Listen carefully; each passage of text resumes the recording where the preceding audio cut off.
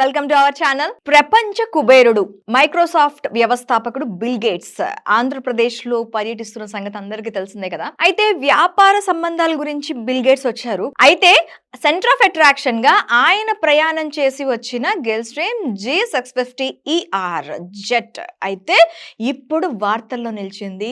దాని అద్భుతమైన స్ట్రక్చర్ చూస్తూ ఉంటే చూపుర్లోకి అసలు కన్ను తిప్పుకోని విధంగా దాంట్లో సదుపాయాలు కానీ దాని స్ట్రక్చర్ కానీ ఉండటం చాలా పెద్ద విశేషం అనమాట. అసలు ఇంత అద్భుతమైన విమానం ఎంత ఉంటుందని అనుకుంటున్నారు? సో ఈ జెట్ అసలు ప్రత్యేకత ఏంటి అంటే 13,890 కిలోమీటర్లు ఆగకుండా ప్రయాణిస్తుంది. ఎక్కడా కూడా మళ్ళీ ఫ్యూయల్‌ని అడగదు. అంటే దాదాపు అమెరికా నుండి ఇండియాకి వచ్చేటానికి 13,890 కిలోమీటర్లు ఒక్కసారి స్టార్ట్ అయిన తర్వాత రీచ్ అయిపోయిందనమాట. ఫ్యూయల్ ఫిల్లింగ్ అనేది చాలా తక్కువగా చేయిస్తారు. తక్కువ ఫ్యూయల్‌తోని ఎక్కువ దూరం ప్రయాణిస్తుంది.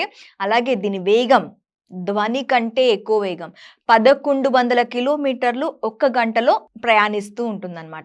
ఇంత ప్రయాణించినప్పటికీ లోపలున్న ప్రయాణికులకి అసలు ఇది నిజంగానే ఇంత వేగంగా వెళ్తుందా అన్న డౌట్ కూడా వస్తుంది. అసలు అంత ఫాస్ట్‌గా వెళ్ళిపోతుంది లోపలున్న వాళ్ళకి కూడా తెలియదు. మనకి ఈ జెట్ విమానం గురించి ముఖ్యంగా చెప్పాలి అంటే కంప్లీట్‌గా నిజంగా లోపల ఉన్న భోగాలు అన్నీ చూస్తుంటే అబ్బా! అనిపిస్తుంది.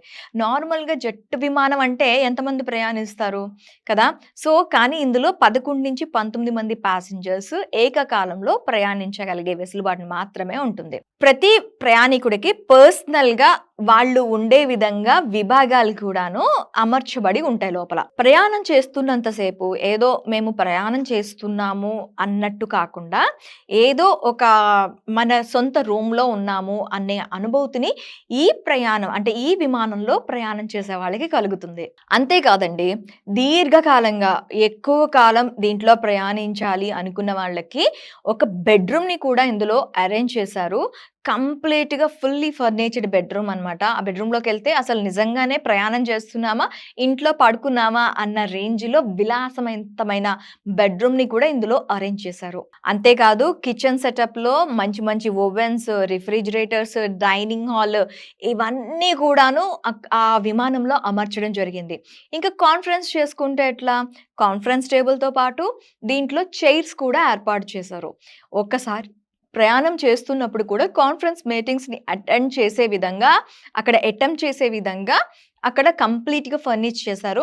ఒకవేళ కాన్ఫరెన్స్ మధ్యలో వాళ్ళకేమైనా కొంచెం అలసట అనిపించిందనుకోండి, ఆ చైర్స్ అన్నీ కూడా రెక్లైనర్స్‌గా మారిపోతాయి. మరి విమానంలో ప్రయాణిస్తున్న వాళ్ళందరూ కూడాను చాలా పెద్ద పెద్ద వాళ్ళు ప్రయాణిస్తూ ఉంటారు కదా! మరి వాళ్ళకెలా?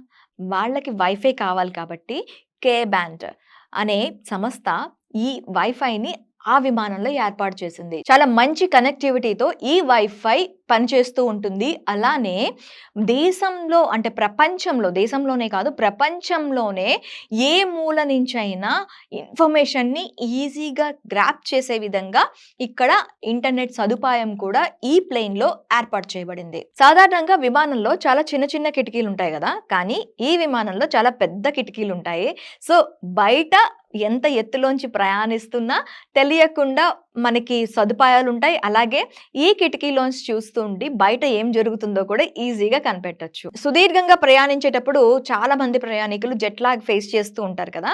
అలా కాకుండా ఈ విమానంలో జెట్ లాగే కాకుండా మనకి ఎవ్రీ 2 మినిట్స్‌కి కూడాను ఇక్కడ గాలి అనేది శుద్ధి చేసి మళ్ళీ లోపలికి పంపించడం జరుగుతూ ఉంటుంది. సో, దీనివల్ల చాలా వరకు జెట్ లాగ్ అనేది లేకుండా సఫికేషన్ ఫీల్ అవ్వకుండా విమానంలో ఎంత దూరమైనా ఎంతసేపైనా ప్రయాణించొచ్చు. సాధారణంగా మనకి విమానాలకు కూడా నంబర్ ప్లేట్ ఉంటాయని తెలుసా? సో, బిల్ గేట్స్ విమానానికి కూడా ఒక నంబర్ ప్లేట్ ఉంది. అది కూడా తన వైవాహిక జీవితానికి సంబంధించిన నంబర్ ప్లేట్ అన్నమాట.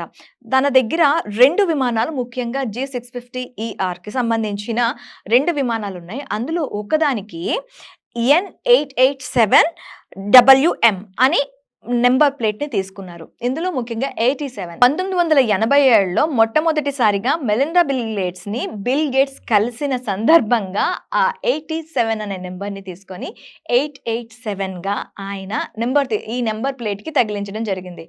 సో, ఒక విలాసవంతమైన విమానానికి తన వైవాహిక జీవితానికి అనుసంధానించి చాలా ఏళ్లుగా ఈ విమానాల్లో ఆయన ప్రయాణిస్తున్నారు.